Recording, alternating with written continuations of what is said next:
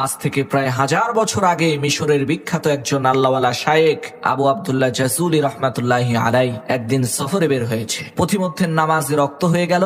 এখন ওযু করার জন্য তো পানির প্রয়োজন। পানি যদি না পাওয়া যায় তাহলে তায়াম্মুম করার বিধান আছে, কিন্তু প্রথমে পানি তো খুঁজতে হবে। তো আবু আব্দুল্লাহ জাযুলি রাহমাতুল্লাহি আলাইহি তিনি পানি খুঁজতে আরম্ভ করলেন। খুঁজতে খুঁজতে তিনি একটা কূপ পেলেন। সেই কূপের মধ্যে চেয়ে দেখলেন কূপের নিচে টলটলা পরিষ্কার পানি আছে, কিন্তু দুঃখের বিষয় সেই কূপের আশেপাশে কোনো বালতি নেই। তখন আবু আব্দুল্লাহ জাযুলি দেখতে পান ওই কুয়া থেকে একটু দূরেই একটা ঘর রয়েছে, আর সেই ঘরের ছাদের উপরে ছোট একটা বাচ্চা মেয়ে খেলা করছে। তখন তিনি ওই বাচ্চা মেয়েকে ডেকে বললেন, মাগো, নামাজে রক্ত হয়ে গেছে, আমি একটু ওযু করে নামাজ পড়বো। এই কুয়ার আশেপাশে কোনো বালতি দেখতে পাচ্ছি না, তোমাদের ঘরে কি কোনো বালতি আছে নাকি? আমাকে একটু দাও, আমি কুয়া থেকে পানি উঠিয়ে ওযু করব।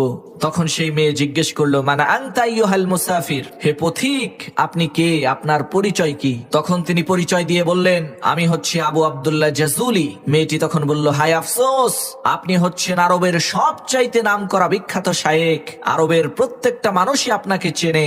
আপনি এত প্রসিদ্ধ নামকরা একজন আলেম হয়েও কূপ থেকে পানি উঠানোর জন্য বালতি তালাশ করছেন, এটা তো খুবই আশ্চর্য বিষয়। মেয়েটির এই কথা শুনে আবু আব্দুল্লাহ জাযুলি খুবই অবাক হয়ে মেয়েটিকে বললেন, মা, বালতি ছাড়া কূপ থেকে পানি উঠাবো কি করে, তুমি বলো তো দেখি।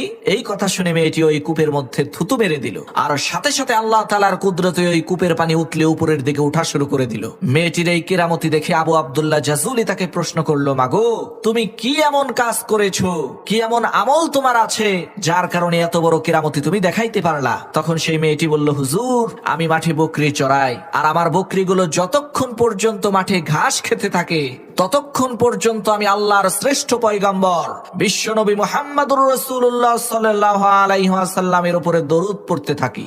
সুবহানাল্লাহ।